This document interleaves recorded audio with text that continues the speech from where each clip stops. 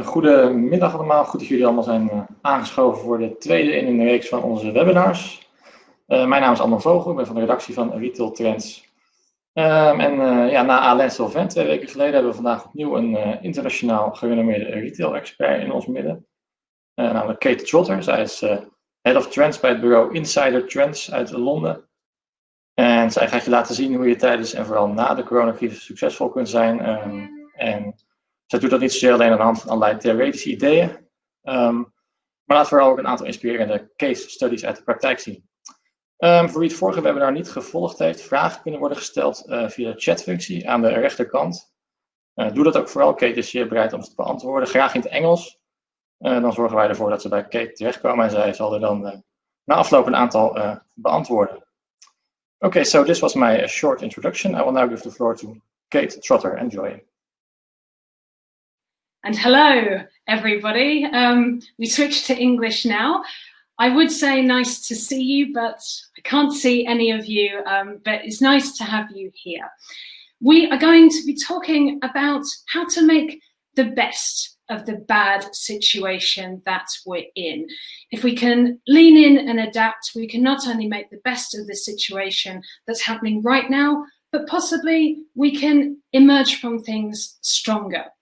So, but before we look forward, I'd actually like to look backward a little bit. I'd like to take you back to 2003, a year that a number of people are referring to at the moment, because of course 2003 was the year that SARS hit.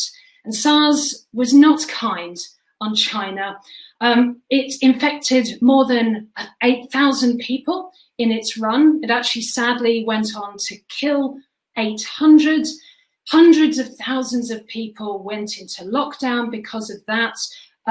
Retail was hit hard, and the overall Chinese economy really did suffer. Actually, that year, GDP went down by 1%.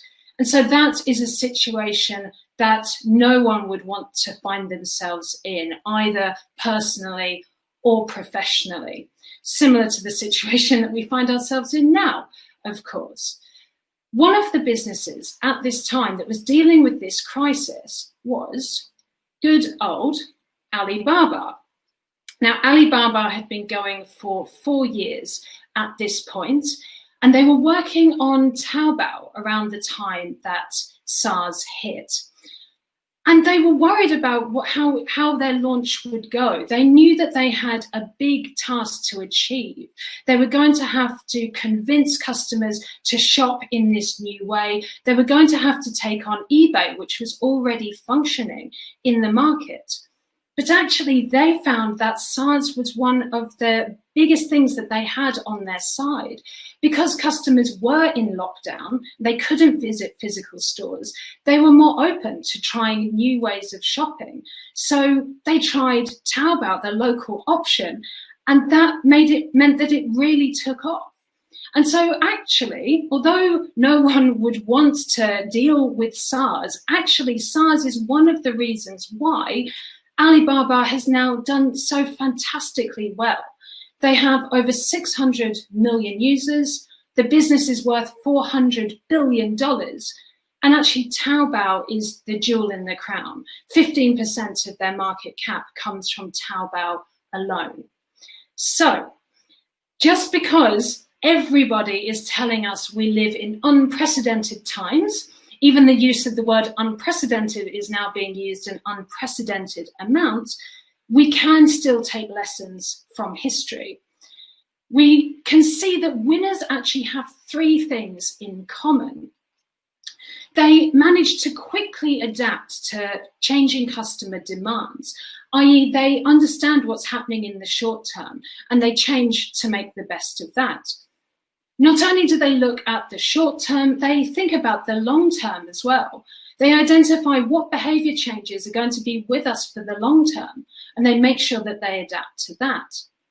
And beyond this, and the most important thing, is that they actually take these insights and they use them to lean in and accelerate their change. They see change as an opportunity rather than a threat. So I want to show you that this, obviously, we're not in a good situation at the moment, but if we can adapt, and we do need to adapt, we can emerge from this stronger.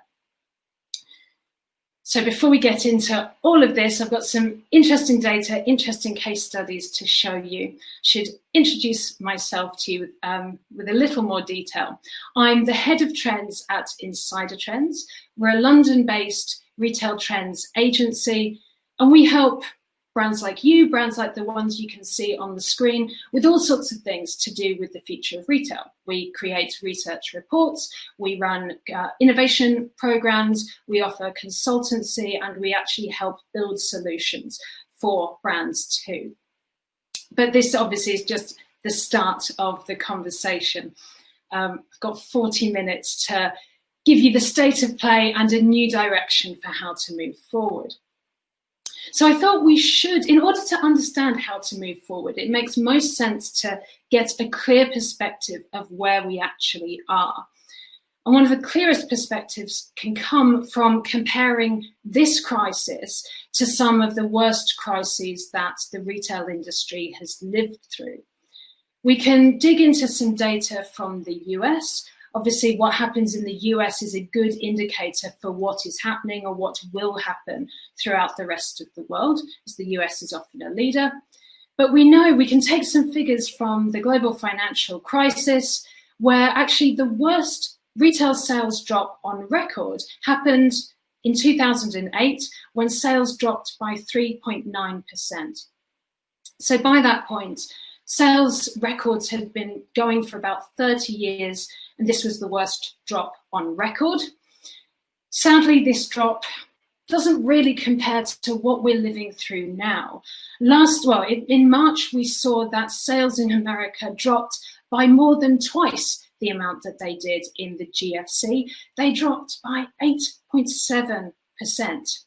And sadly, what happened in March does not really compare to what happened in April, when the sales drop was actually 4 times worse than what happened back in the GFC.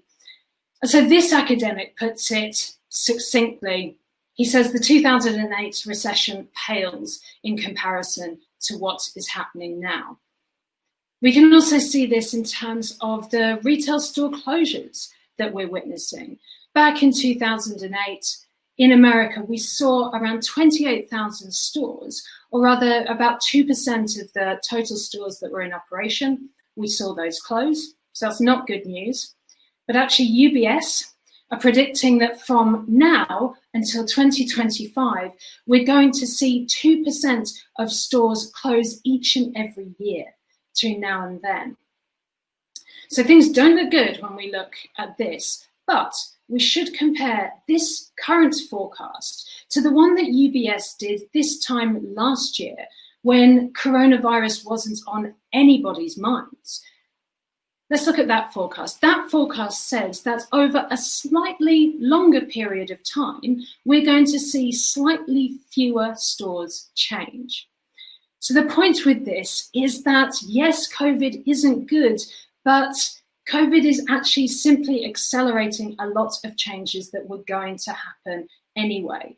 The fact that customers were switching their buying behavior, they were spending more time on digital channels, spending more through digital, meant that 75,000 stores were going to close. So yeah, COVID is not making this easier, but maybe one of the silver linings for retail is that it was going to need to change in a lot of these ways anyway.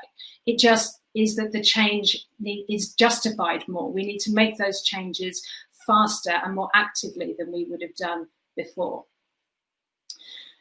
Another question that my research team have had on their minds as we've been working on this is where the end point is. We've heard a lot of people say that really this is only going to end once there is a vaccine. All of this contact tracing is definitely going to reduce the impact, but it's not going to go away. And we have these politicians telling us that a vaccine is 12 to 18 months away, but the New York Times told us a different story. They mapped out the traditional timeline to develop a vaccine in, and they said that if the coronavirus vaccine was traditional one, on a traditional timeline, it would take us to 2024 before we had finished pre-clinical trials. Then we would go into testing the vaccine on humans. And so by 2028, the 3 phases of trials would be complete. And then once we found a vaccine that looked good, it would then go to be manufactured. And what we learned was that you actually need bespoke specialist factories to manufacture vaccines in. It would take 5 or 6 years to even build those factories, another few years to produce the vaccine itself. And so the likelihood is that on a traditional timeline, we'd have a vaccine in our hands by about 2036, which is not the same timeline as the one that these optimistic politicians are giving us. But personally, I trust the scientists rather than the politicians. There were some other interesting takeaways from this article too. It actually said that we may never get a vaccine. Less than 10% of drugs that enter clinical trials are ever approved by the FDA. The fastest timeline to go from needing a vaccine to developing one is actually 4 years. So maybe that's the most optimistic timeline we can look at. And they talked to a scientist who works with vaccines daily, who said that even getting a vaccine by 2022 is actually a very optimistic proposition and of relatively low probability. Now, alongside this, we're also seeing sound bites come from people like senior advisors to all sorts of European governments, saying that a second wave of coronavirus, maybe even a third wave or subsequent waves, is actually a case of when rather than if. So I'm sorry that this is quite a negative part of this presentation, but this really adds up to one thing, that hope is not a strategy. We can't sit and be afraid and do nothing and just hope that this will resolve itself. We have to lean in, accelerate into what's happening and adapt to the changes. We have to see these things as an opportunity rather than a threat. The good news is, though, that there is some good news in this. There are positive ways forward or silver linings in the situation that we're in. One of those is that this is actually a great time to poach customers. We know this from a McKinsey survey in China, where they found that 28% of customers have switched stores during the crisis. More importantly, 14% of customers have switched stores and say they're not going back. So at what other point in your brand's history have you had the opportunity to persuade 14% of your competitors' customers to come and shop with you? Normally it's really difficult to get customers to try your brand, let alone stick with it. But that is a big opportunity that's presenting itself now. You also don't need to be too afraid of investing in new ways of selling or interacting with customers. A KPMG survey of British customers found that 47% of customers say that they're going to continue to keep shopping in all the ways that they're shopping now, which is amazingly high. I was really surprised to see that. 37% of customers say they're going to keep some of their new shopping behaviours. And possibly most importantly, only 16% of customers say that they're going to go back to shopping in the ways that they were before. So the change is here for the long term. This is long-term behaviour change we're looking at. You can take these bold steps, invest in these new situations, and you'll be putting yourself in a better position as we hopefully leave the coronavirus situation. Now, that's why we should adapt. The next question, of course, is how we should adapt. Now, when we think about moving forward, one of the biggest factors that we have to consider is customers' emotions. And this is Retail 101, really. We know that 99% of customers' spending decisions are not based on logic, they are based on emotion. Anytime a customer chooses a mid-range, premium, or luxury brand, they're doing that because of how that brand makes them feel. And now more than ever, we really need to appeal to customers' emotions, because customers probably fall into one of two groups at the moment. They're probably, in some cases, they're feeling worried about their financial situation or their job security. They're not comfortable enough to spend. But some customers, though, are responding to the crisis in a different way. They're locked up at home, they're bored, they need entertaining, they might be stressed as well, and they're actually spending their way out of it, or they're spending to relieve their feelings a little bit. We know that 18% of customers in America are spending more or a lot more than they were before COVID hit. And actually 45% of them are stress spending once a week or more often. And actually 17% of them are making those impulse buys daily. So either customers want to be entertained, or they want to be, it would help to make them feel more comfortable. Either way, appealing to their emotions or catering to their emotions is going to help them spend more with you. So we have to keep thinking about the emotion. But the best place to connect emotionally with customers is no longer the store. We've all seen pictures of huge queues outside grocery stores. I'm sure half of us have been in them ourselves. But just because people need to go into grocery stores doesn't mean that they actually want to. It doesn't mean that they feel good in those spaces when they're going there. And we also know that stores in China are not immediately, now lockdown has lifted in China, they're not immediately going back to the same sales levels that they were experiencing before the virus hit. They've gone back to around 80% of their sales levels before COVID. And so the question is, if you had any stores that were struggling before coronavirus, then are they really going to be profitable now operating at around an 80% sales level? So instead, I think we need to look to other channels. I think the channel that offers the strongest way forward is actually e-commerce. E-commerce before the virus hit was actually doing really well. Again, these are figures from the US, where in the quarter before the virus hit, it formed 16% of total sales in America. While coronavirus is going on, we've seen e-commerce sales increase by 50%. And we're seeing figures like this, or growth figures like this, come from various countries around Europe. I think in Germany, we've seen figures of around 80% growth just in April. And in Spain and Italy, it's more than doubled. So e-commerce is one part of the solution. But I don't think we should look at e-commerce as we understand it or as we think of it today. We think of it as this dry, boring, catalogue-based interface. But actually, even before the virus, there were new ways emerging to entertain and engage with customers through digital. Now, this is the quintessential example of one way that we can connect emotionally with customers through digital. This is a partnership between Mac and YouTube, which combines a video of an influencer talking about beauty products with a virtual try-on.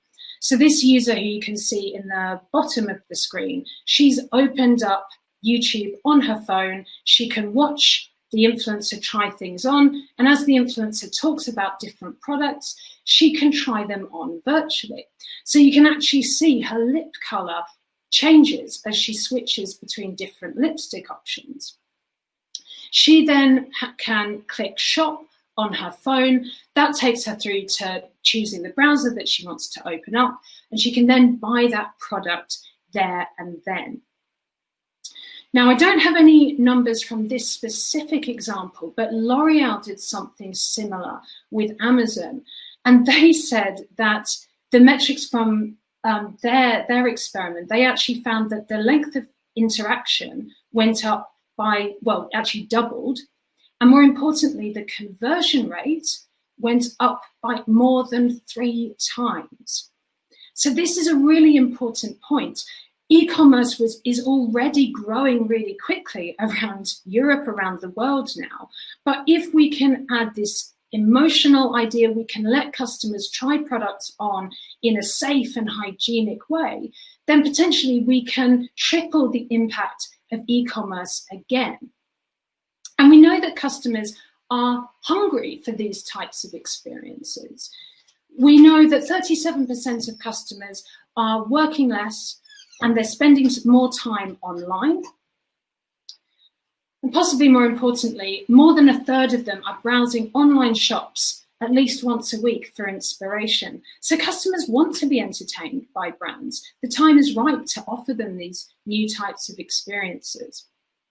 So in a minute, we'll talk about some other ways that we can build more experience into the digital channel.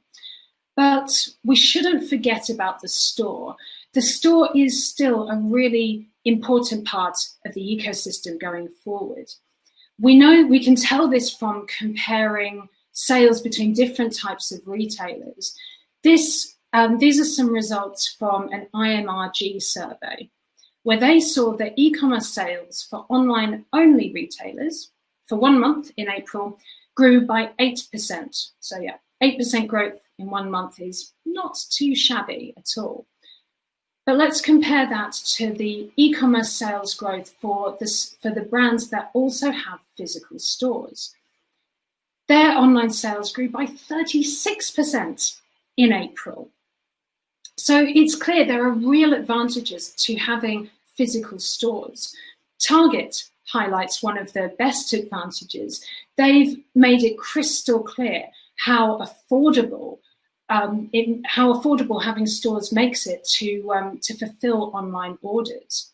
So these are some stats from a call between their CEO and Target's investors, where he said that if the customer gets an order fulfilled or sent to their home from the main e-commerce fulfillment center, that's linked to the full cost of delivery. That's what they consider to be the full cost.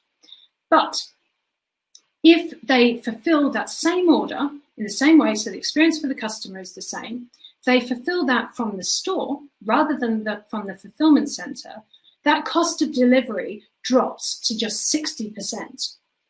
And then the best news comes when the customer chooses same-day delivery, when they choose to go to the store to collect it themselves, or they choose to take part, they ask for shipped same-day delivery, which is a paid option, but costs around €100 a year, so it's quite affordable. When customers opt for that, the cost falls to just 10% of the original cost. So this is a big win for Target, but actually, of course, it's a big win for the customer as well. Customers want to receive their products on the same day. So Target is saying that same-day delivery is now requested by 80% of their customers. And this is part of the reason, this better customer experience is part of the reason why they saw their online sales almost quadruple in just 1 month. So this is good news for the short term for Target, but they also know this has good long-term impacts as well. They say that of those people who try these same-day delivery options, 3/4 of them go back and try it again within 3 months. And more importantly, the spending with them increases by almost 1/4. So the customer's online spend increases by about 50%, and the spend in store goes up by about 9%. So having stores lowers the cost of delivery, makes customers spend more across the overall ecosystem. Of course, it's also the most flexible and future-proof way of doing business, because no one really knows what's going to come next. Lockdown could be lifted faster than we all think. Customers could have more confidence than we predict they might. So we may see them coming back into store very quickly, in which case, of course, having stores is great. But we may well see multiple lockdowns happening again, in which case having a really robust e-commerce system also makes sense. So yet again, omni-channel wins. It presents itself as the best option before COVID and during it. So this, I think, is the big takeaway that I want to share from this section. This is the new model that we predict that leading businesses are going to have. They're going to use digital channels to engage with their customers, to entertain them, to encourage them to spend time with the brand, discovering new products, learning about new products, learning about the things they can do with the products or the way they can use them. So digital is a big part of this. Once the customer has learned about the product, they've been persuaded to buy, they can then, the order can then be fulfilled from the physical space. So a slightly new way to think about your retail ecosystem. Now, our last section is about building experience into this digital channel. The store is important, but I think maybe some of the bigger questions are going to be around how you can build experience into digital. So I thought I'd share a few ideas, bits of best practice from around the world. Of course, no chat about building experience into digital would be complete without talking about live streaming. So we can look to Asia, where live streaming was already doing brilliantly well. It's the amount of time spent with live streaming grew by about 4 times last year. During lockdown, it's gone up by more than 2.5 times, actually. But these are a few success stories for you. We've seen Istin, which is a skincare company. Well, before COVID, they booked this rapper and an influencer who you can see on the screen holding this dog. They'd booked them for an in-person event. But they booked that before COVID hit. And of course, once lockdown came into force, they switched that physical event into a digital one. When they live streamed that event, 15 million people tuned in to watch it. So the question is, how else would this brand engage with 15 million people? Probably the most they could interact with at an in-person event would be about 5,000. So I bet they're pleased that they switched the way they did this event. Forest Cabin is another skincare brand, one that has around 300 stores in China. When those stores temporarily shut down, they switched into live streaming. And in April, they saw that their sales went up by 45%. So they haven't lost out during this, they've actually won. And Anta Sports went about their live streaming in an interesting way. They're one of China's biggest sportswear manufacturers and retailers. They have tens of thousands of employees in their stores who are on commission. But when they went into lockdown, they said, actually, you can carry on selling for our brand. We'll give you private live streaming capabilities. We'll give you a personalized QR code that will track the sales that you generate through your live stream, so you can still get your commission. Also, live streaming can work better when it's connected with an omni-channel fulfillment network. JDDJ explored this. They were running a live stream. Some of their live streams were watched by up to 700,000 people at a time, but they fulfilled the orders in a slightly different way. When customers hit the buy button, their order wouldn't be sent to an e-commerce fulfillment site hundreds of miles away. They'd actually be sent to a local Dada Now delivery driver. Dada Now being a bit like Deliveroo or Foodora. And so that delivery driver would go into a nearby shop that had that item, and they'd have it with the customer an hour later. And so this presented some new or interesting possibilities for JDDJ. I'm sure customers bought more with the understanding that their product could be with them almost instantly. I'm sure that made it more compelling for them. It also meant that JDDJ could promote a wider variety of products. At one point, they were actually selling ice cream through this. And it also means that the live stream could be more responsive. If they knew that one part of the country was suffering from torrential rain, they could actually change what they offered to that part of the world. So there are some interesting possibilities within this. And although I think we all associate live streaming with young people in Asia, actually, of course, it's easy for anyone to start live streaming. This is an example of a family-run, previously traditional cheese shop in the Netherlands who have experimented with live streaming.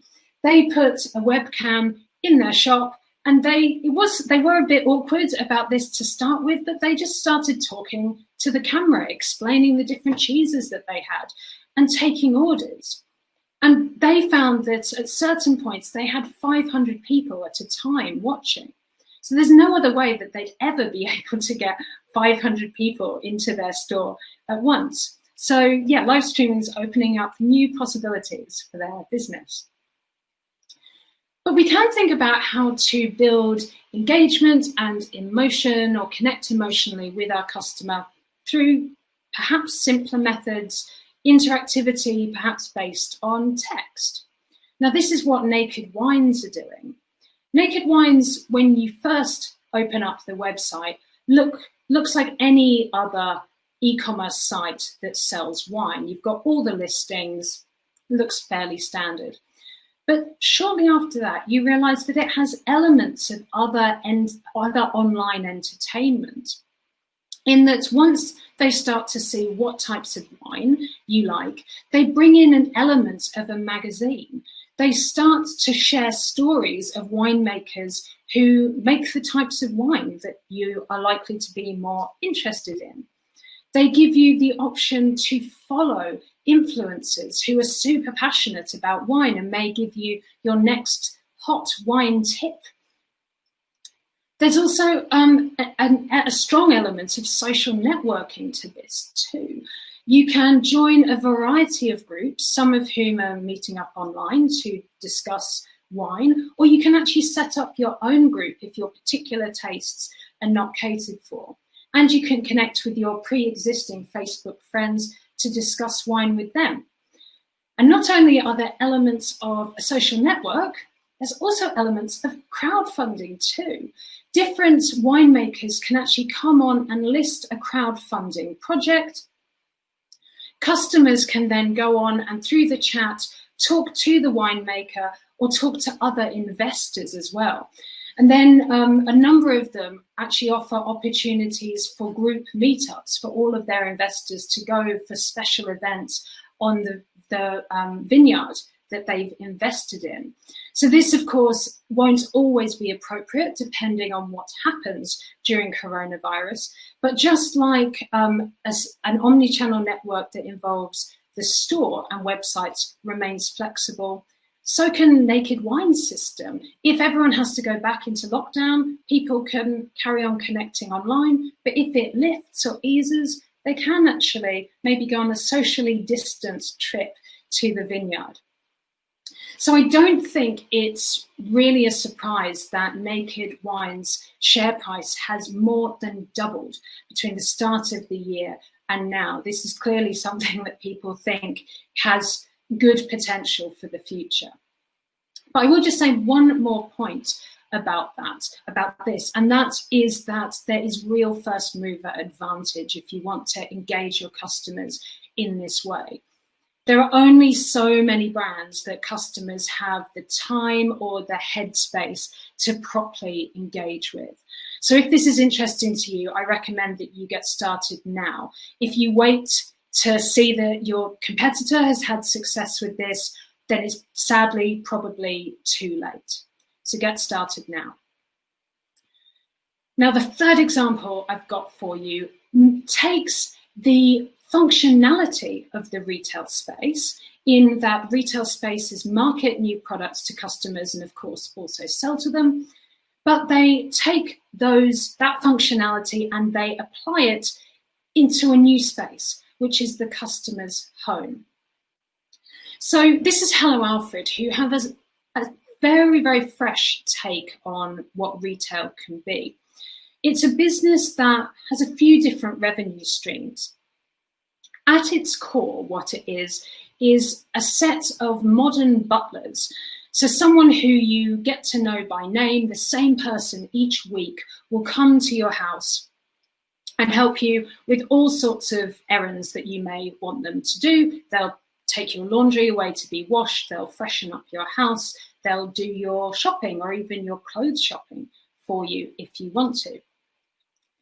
And through this, Hello Alfred have developed 3 different revenue streams. So the main one is selling the time of the Alfreds, of the helpers, to these customers. The second one is that they make an extra markup on the groceries or the products that they bring to customers that they buy on their behalf.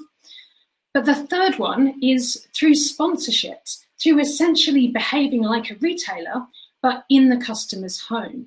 So a recent campaign for them, they were paid by Unilever to take samples of Unilever's new eco-friendly washing powder into customers' homes to have an informed, enthusiastic conversation about that washing powder with the customer, and also to introduce them to Unilever's new campaign, which was about helping customers be more sustainable in small ways. And I actually interviewed Hello Alfred's head of marketplace a couple of weeks ago. We talked about this campaign. He said he couldn't share exact results, but that it did do phenomenally well. He said that this is a channel like no other. They have this intimate connection with the customer. They have a space where the customer can give the Alfred their full attention and they can tailor everything they say to the customer. So this is a marketing channel that brands are paying good money to access. And beyond that, Alfred are also mirroring the functionality of online retailers, in that everything, all your interactions with Alfred are controlled through the app, including the shopping that you ask them to buy. So yeah, they're both promoting and selling to customers, but in this whole new way. So maybe this is a bit of a leap for you, but you can think about how you can engage with customers in entirely new spaces. Or maybe if you can set up a business that's a direct copy of Hello Alfred in your own country, because they're doing phenomenally well out of COVID and there is a need for this type of interaction elsewhere. So that's really the big things that I have to say, but there is a lot more that I could have talked about. There's a huge amount of new innovative ideas that are coming out. Just to go through a final few very, very quickly, some other things you may want to consider are automating your back office operations. These are things like your finance operations or legal or HR. So essentially, some businesses are finding that they can provide the same level of service to their customers, but they can give themselves a bit more breathing space by stripping out some of the cost in the back end. Some brands are finding that if they can offer personalized recommendations to customers, that's actually helping tackle one of their biggest issues at the moment. Of course, the fashion industry, one of their biggest challenges is addressing the big inventory gluts that they have. Some brands are looking at what they have, they're looking at their customer base to see who is most likely to buy that, and they're sending those people personalized recommendations and personalized offers. And that's helping tackle this big, big problem, relatively simply, actually. We're seeing other brands develop apps that let customers view store inventory before they go. If customers are feeling nervous about going to the store, it helps for them to know that the product they're going for is definitely in stock before they go. We've heard that Westfield are playing around with an app that lets customers book a slot to visit before they go, which is fascinating. So that the interactions are really flipping. We're all used to booking our online grocery delivery slot, but now actually customers are being given the option to book their slot to actually go to the store. And of course, a bunch of stores are building self-service apps, which means that customers can get into the store and out faster. That does affect dwell time, but it maximizes the number of people that you can get through the space in a set period of time. Also minimizes the number of people that they need to come into contact with. Boosting basket size or average spend, it tackles a couple of the biggest problems that we're seeing both offline and online. If you are seeing your footfall drop, you will want to build the average spend in your store. And also, of course, the cost of delivery is one of the biggest barriers to e-commerce profitability. So if you can encourage your customers just to buy one or two more things, you may find that your e-commerce offer becomes more viable. So different ways that we can encourage them to boost their spend. But actually, one of the best ways of doing that is to offer payment by installment. So of course, this is appealing to customers who are worried about their finances at the moment, or they themselves need a bit of breathing space. But one of the providers of this say that for the brands that offer this to customers, they see the average spend go up by 55% almost overnight. So that might be a nice quick win for you. And another thing to consider is that if customers are visiting your store, don't just view that as a one-time sales opportunity. Think about how you can use the to bring customers into your bigger, wider omni-channel ecosystem. Think of it as an acquisition channel rather than just a sales channel, and encourage them to connect with you digitally. And my last point is that even though some of this may seem quite difficult, it seems quite complicated, like businesses need to make big changes very, very quickly, actually it's possible. A good example is related to Co-op Norway. We are very used to businesses needing 9 months or more to set up an entirely new e-commerce system. But actually, during the crisis, we've seen Co-op Norway go from having no e-commerce at all to having a fully functioning e-commerce website, not actually in 9 months, not even in 6 months, not in 2 months, but just in 2 weeks. So it is possible. And we have a whole load of connections with interesting businesses, very forward-thinking businesses who can help you.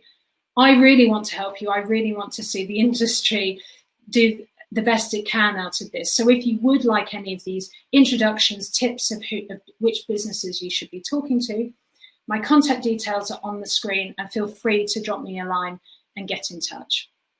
So I think the basic point is that it's not easy, it's not rosy out there, but there are positive ways forward. And I wish you the best of luck. So thanks very much. We can take some questions now, maybe.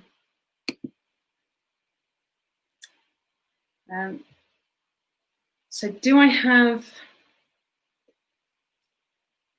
someone to feed me questions, or am I going to just answer some of these questions? Let's see. So let me pick a couple. Sorry, I've got a lot to read. It's very good. A lot of people have asked questions, so thanks for that. So some of them are, do we see a difference in post-COVID shopping behaviour between younger and older people, between men and women, etc.? Yes, we've looked into some of this, and we've seen that younger people are generally, they feel more comfortable going back into stores, they're more confident, which makes sense because they're less likely to be personally affected by the virus, and also men are more likely to feel confident and go back into stores. So this is something I was thinking about as we were working on this. I'm aware that a fair amount of what we've talked about are possibly digital interactions that appeal to younger people. And actually, if younger people are more likely to come back into stores, is this really necessary? But actually, maybe it's time for, if older people aren't so comfortable coming into stores and they're also not so comfortable interacting digitally, maybe your business can shift who it's appealing to and actually target younger people at this point. So either online or offline, your business is likely to sell a bit more.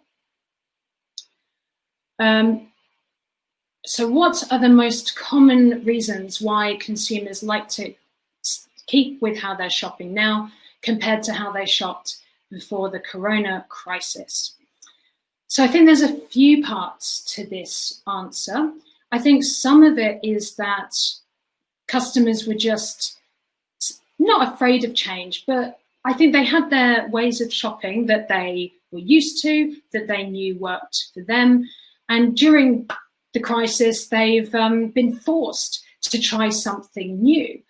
And I think the likelihood is that they've probably tried something new and it's actually worked out quite well. They've bought some groceries online and they've actually realized that they saved an hour of their day. And maybe the bananas that arrived weren't the precise ones they would have chosen, but maybe to save that much time, it's actually worth it. So they've been forced to adopt this behavior change for the short term, and now they've adopted it, they can see the benefits of retaining that in the long term. So that might be the main one, just forcing people to change. But yeah, and I think they're also finding that some brands are catering really well to their needs. That yeah, they quite like it. So yeah, and is there only a shift of channels, or is there also a shift in shopping behavior focused on sustainability and less overall buying caused by the crisis? So yeah, this idea that, do I really need to buy this, instead of buying without thinking? Personally, I'm not so sure about this. I have read a lot about that approach, but I think if people are personally affected by the crisis, they worry about themselves more than they worry about other people. They make sure that they are giving their family the food and the clothing that they need before they worry about anyone else. So yeah, if people are feeling financially stretched, I think all thoughts of sustainability are actually going to go out of the window. I think it would actually be, we may see in terms of luxury, we may see things shift because, of course, before COVID hit, brands like Gucci were having this incredible approach to glamour. It was incredibly flamboyant, the types of products they were making. But potentially, during and after COVID, we may see that return to quiet luxury, a more understated type of product. And I think that's wise for two reasons. One, because customers who, yeah, if we're living in a world where some people are strapped for cash and others aren't, we don't want to rub it in people's faces so much. But also, more understated products are more timeless. So we don't have the challenge of having these big backups of inventory that we need to put on sale and shift. We can actually keep the prices at optimum levels while we wait for customers to buy them if we need to. So yeah, I think some people, we will keep talking about sustainability and ethics, but I don't think it's going to hit us as much as some people say. So let me read. And I think our last one is there a logical sequence or prioritization for local stores to digitize? I think that's a very difficult question for me to answer without knowing what your business is doing already. But there are some quick wins out there. There's a fantastic business called Near Street. And again, if you want an introduction to them, I'll happily give that to you. But they have a very, very simple system that just lets physical stores keep track of their in-store inventory and make that inventory available live in real time online. And they're now partnering with Google. So you can type in a product that you want into Google and you can see local stock levels for that. So we've thought that was a brilliant idea for many years, but it may be that now is the time that this will really be adopted by the mainstream. So that's probably the first thing that I would say, is think about those simple plug and play businesses that you can partner up with. Brands like Near Street, maybe, well, it's not delivery, but there's a whole variety of brands who will actually deliver items to customers from your store. Maybe you just need to give one of those businesses a call and plug them into your omni-channel ecosystem. Oh, right then. So yeah, I think I've run through all the questions. So yeah, I'd like to thank you very much for your time. It was a pleasure working on this project, and hopefully I'll connect with some of you and talk to you about this more later on. Thanks for your time.